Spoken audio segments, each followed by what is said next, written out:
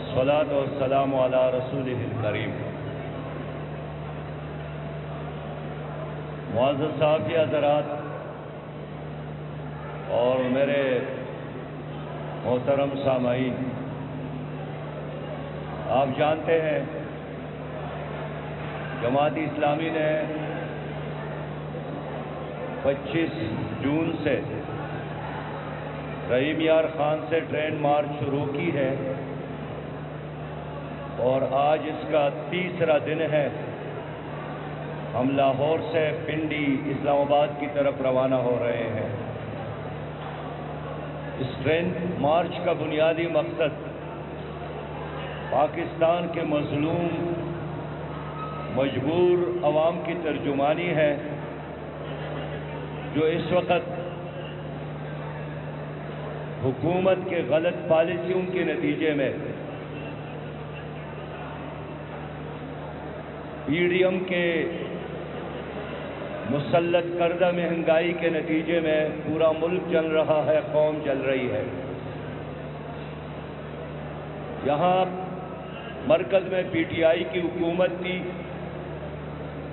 انہوں نے بھی بے انتہا مہنگائی کی تھی، بلکہ مہنگائی کا ایک سونامی اس کا آغاز پی ٹی آئی نے کیا تھا۔ اور قوم کو یاد ہے کہ مہنگائی کے خلاف بلاول بھٹو صاحب نے کراچی سے لانگ مارچ بھی کیا تھا، اور اس لانگ مارچ کا ایک ہی موضوع اور عنوان تھا کہ ہم مہنگائی کے خلاف ہیں۔ لیکن اب پاکستان میں پی ڈی ایم کی حکومت ہے اور پیپلز پارٹی کی حکومت ہے اور مہنگائی دگنی ہو گئی، لیکن اب بلاول صاحب بھی نظر نہیں آتے، مولانا فضل الرحمان صاحب بھی خاموش ہیں، پی ڈی ایم میں شامل تمام جماعتیں خاموش ہیں، بلکہ وہ اس مہنگائی کو جسٹیفائڈ کر رہے ہیں کہ ہمارے ساتھ قیمتوں میں اضافے کے علاوہ اور کوئی راستہ نہیں۔ مرکزی حکومت نے جو بجٹ پیش کیا ہے وہ ہمارے لوگوں نے تیار نہیں کیا ہے، وہ بجٹ آئی ایم ایف نے تیار کیا ہے اور پیش کرنے والا ہمارا وزیر خزانہ تھا۔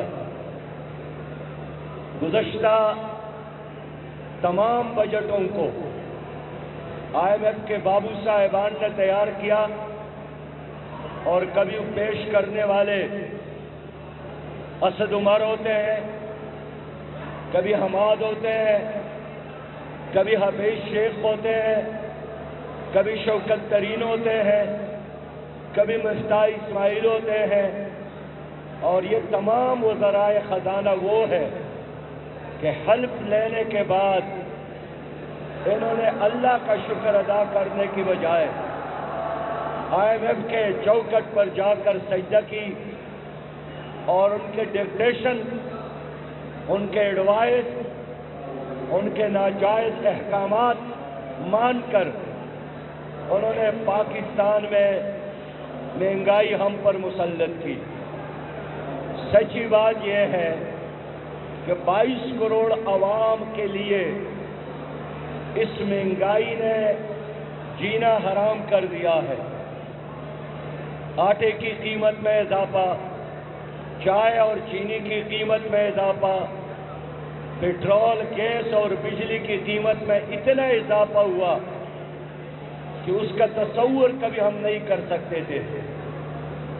اور غریب آدمی جو روزانہ 200 روپیہ کماتے ہیں، سچی بات یہ ہے کہ اب ان کے بچے بھوکے سوتے ہیں۔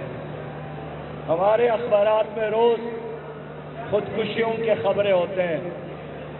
میں حکومت سے پوچھنا چاہتا ہوں، اور خاص کر مسلم لیگ اور پیپلز پارٹی کی حکومت سے، کہ جب آپ لوگ اپوزیشن میں تھے تو ہر روز پی ٹی آئی کے خلاف مہنگائی کو بنیاد بنا کر تقاریر کرتے تھے، لیکن اب آپ لوگوں کی اپنی حکومت ہے، تو پھر آپ کیوں پی ٹی آئی کی پالیسی پر چل رہے ہیں؟ پھر آپ کیوں آئی ایم ایف کے اشاروں پر ناچ رہے ہیں؟ پھر آپ کیوں امریکہ کے کہنے پر ہمارے ملک کے خود مختاری کو اور عزت کو اور وقار کو آئی ایم ایف کے ہاتھوں نیلام کر رہے ہیں؟ میرے بھائیوں، یہ مہنگائی یہ مصنوعی ہے۔ اس کی بنیادی وجہ یہی ہے کہ گنا تو یہاں پیدا ہوتا ہے، پھر چینی کیوں مہنگی ہے؟ گندم تو یہاں پیدا ہوتا ہے، پھر آٹا کیوں مہنگا ہے؟ دال تو یہاں پیدا ہوتا ہے، پھر دال کیوں مہنگے؟ یعنی وہ چیز بھی مہنگی ہے جس کی پروڈکشن اپنے ملک پاکستان میں ہے، ہمیں تو برآمد کرنا چاہیے، لیکن مس مینجمنٹ کی وجہ سے، بے انتہا کرپشن کی وجہ سے اور چور بازاری کی وجہ سے یہ مہنگائی ہماری مقدر نہیں ہے، لیکن ہمارے اوپر مسلط کی گئی۔ اس لیے ہم اس مہنگائی کا خاتمہ چاہتے ہیں۔ یہ ہمارے لیے ناقابل برداشت ہے۔ ہم سیاست نہیں کرتے ہیں، ہم عوام کی حقیقی آواز آپ تک پہنچانا چاہتے ہیں۔ اس ملک میں کرپشن ہے، کرپشن کی وجہ سے تمام ادارے ناکام ہو گئے، ریلوے ناکام ہو گیا، 130 ٹرینیں چلتی تھی، اب صرف 30 رہ گئے، پی آئی ناکام ہو گیا، اسٹیل مل ناکام ہو گیا، وابڈا ناکام ہو گیا، پی ٹی سی ایل ناکام ہو گیا۔ ان ناکام اداروں پر ہر سال 600 ارب روپیہ ہمارا خرچ ہوتا ہے۔ حال یہ ہے کہ ان تمام اداروں میں صرف 2,75,000 ملازمین ہیں، لیکن 2,75,000 ملازمین جن اداروں میں کام کرتے ہیں، ہر سال پاکستان کو 600 ارب سے زیادہ ان کے خسارے کی مد میں ہماری قوم ادا کرتی ہے۔ آخر کیوں؟ کرپشن آپ کرتے ہیں، لوٹ مار آپ کرتے ہیں، مس مینجمنٹ آپ کی وجہ سے ہے، اور بوجھ غریب عوام پر ہے۔ میرے بھائیوں، وہ باقی شرعی عدالت نے فیصلہ کیا کہ پاکستان میں سود پر پابندی ہو، آئین کا تقاضا ہے، اللہ اور رسول کے احکامات ہیں۔ اللہ نے فرمایا ہے یہ میرے ساتھ اعلان جنگ ہے، تو اگر ایک قوم اللہ کے ساتھ جنگ کرتی ہے وہ کیسے کامیاب ہو سکتی ہے؟ اب دیکھیے، 9,500 ارب آپ کا کل بجٹ ہے، اس میں 4,000 ارب آپ کا سود اور سودی قرضوں میں چلا جاتا ہے۔ پھر کہاں سے آپ دیں گے تنخواہیں؟ کیسے آپ ڈیولپمنٹ کے کام پہ خرچ کریں گے؟ کیسے اپنے پروجیکٹ شروع کریں گے؟ لیکن پھر بھی حکمران ہے کہ سود چھوڑنے کے لیے تیار نہیں ہے، اور وہ باقی شرعی عدالت کے فیصلے کے خلاف اسٹیٹ بینک آف پاکستان نے پاکستان کے حکومت کے کہنے پر سپریم کورٹ میں اپیل کی ہے۔ حال یہ ہے کہ وہ باقی شرعی عدالت کا فیصلہ آیا تو پوری قوم نے ویلکم کیا تھا، اور وزیر اعظم نے بھی، یہ جو نیا وزیر اعظم ہے انہوں نے بیان دیا تھا کہ یہ تو اللہ اور رسول کے خلاف اعلان جنگ ہے سود۔ تو کون سا ایسا مسلمان ہوگا جو اس فیصلے پر خوش نہیں ہوگا؟ لیکن آج وہ باقی حکومت نے سپریم کورٹ جانے کا فیصلہ کیا ہے، جس کے ہم مذمت کرتے ہیں، اور ہماری اسٹرینڈ مارچ کا بنیادی مقصد یہی ہے کہ حکومت مہنگائی ختم کر لے۔ ہمارے لیے ناقابل برداشت ہے۔ یہ کیسے ممکن ہے؟ آپ قوم کو کہتے ہیں کہ ایک وقت کا روٹی کھاؤ، آپ قوم سے کہتے ہیں ایک پیالی چائے پی لو، آپ خود پیٹ پر پتھر باندھے، پاکستانی شہری 2 پتھر باندھنے کے لیے تیار ہے۔ لیکن جب آپ کما رہے ہیں، آپ کے بچے کما رہے ہیں، آپ کے کارخانوں میں، شوگر ملز میں، بینک اکاؤنٹ میں، آپ کے کوٹیوں میں، محلات میں، ملک میں اور بیرون ملک مسلسل اضافہ ہو رہا ہے، اور قوم سے آپ کہتے ہیں کہ قربانی دو۔ قوم نے بڑی قربانی دی ہے، اب آپ لوگوں کی قربانی کا وقت آیا ہے۔ آپ لوگ قربانی کے لیے تیار ہو جائیں، اور اگر آپ لوگ قربانی نہیں دیتے ہیں تو میں صاف صاف بتاتا ہوں کہ قوم اب مزید برداشت نہیں کر سکتی۔ تمہارے لیے گھروں سے نکلنا، تمہارے لیے دفتروں سے نکلنا ناممکن بنائے گی یہ قوم۔ تم کس چہرے کے ساتھ قوم کے پاس جائیں گے؟ 9 سالوں سے پی ٹی آئی کی حکومت ہے خیبر پختونخوا میں، 14 سالوں سے پیپلز پارٹی کی حکومت ہے صوبہ سندھ میں، مرکز اور پنجاب میں باپ بیٹے کی حکومت ہے۔ تو کیا یہ ملک عوام نے بنایا تھا یا آپ اس کے مغل شہنشاہ ہیں؟ یہ کچھ لوگ ہیں جنہوں نے پوری قوم کو غلام بنایا، اداروں کو یرغمال بنایا، اپنے کو برہمن اور قوم کے ساتھ شودر کی طرح سلوک کرتی ہے۔ لیکن میرا اعلان یہ ہے کہ اب تمہاری بات نہیں چلے گی، اب تمہارا جادو نہیں چلے گا۔ تم 1% ہو اور ہم 99% ہے۔ اقبال نے فرمایا تھا کہ اٹھو میری دنیا کے غریبوں کو جگا دو، کاخ عمرا کے در دیوار ہلا دو۔ میں اس لیے نکلا ہوں کہ اپنے ملک کے غریبوں کو جگا دوں، اور یہ جو عمرا کے عالیشان کوٹیاں قوم کی محنت، قوم کی قربانیاں اور قوم کی مال پر بنے ہیں، اب ان کوٹیوں کے رہنے والوں کو حساب کتاب دینا ہوگا۔ میں یقین رکھتا ہوں انشاءاللہ ہماری قوم اب بیدار ہو گئی ہے۔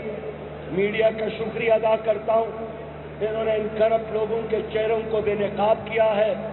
ان سیاسی لیڈروں کے نام، ان جرنیلوں کے نام، ان بیوروکریٹوں کے نام پاناما لیکس میں موجود تھے، پنڈورا پیپر میں ان کے نام موجود تھے، نیب میں ان کے نام موجود ہے، قرض لینے والوں میں ان کے نام موجود ہے۔ لیکن چونکہ یہ مؤثر ہے، ان کے ساتھ اس وقت ایک مصنوعی طاقت ہے، اس لیے سپریم کورٹ بھی ان پر ہاتھ ڈالنے کے لیے تیار نہیں ہے، نیب بھی ان پر ہاتھ ڈالنے کے لیے تیار نہیں ہے۔ اب قوم کے ساتھ ایک ہی راستہ ہے، وہ جدوجہد کا راستہ، ظلم کے خلاف جہاد کا راستہ، اور قوم نہیں مانتی ہے، نہ نالائق کو مانتی ہے اور نہ سپر نالائق کو مانتی ہے۔ قوم آپ اس ملک میں اللہ کا نظام چاہتی ہے، جو رحمت کا ہے، جو برکت کا ہے، جو انسانوں کے ساتھ محبت اور شفقت کا ہے، جو رحمت للعالمین کا نظام ہے۔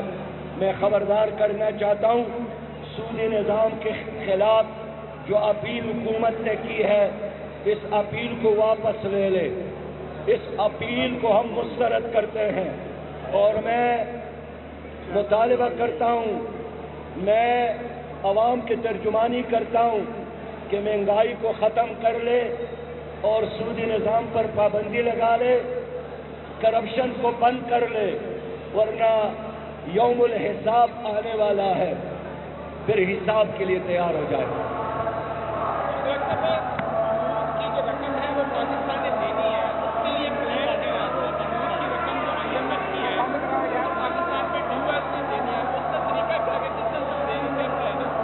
بند کر دیں بھائی، بند کر دیں بھائی، کرانا بند کریں، کرانا بند کریں۔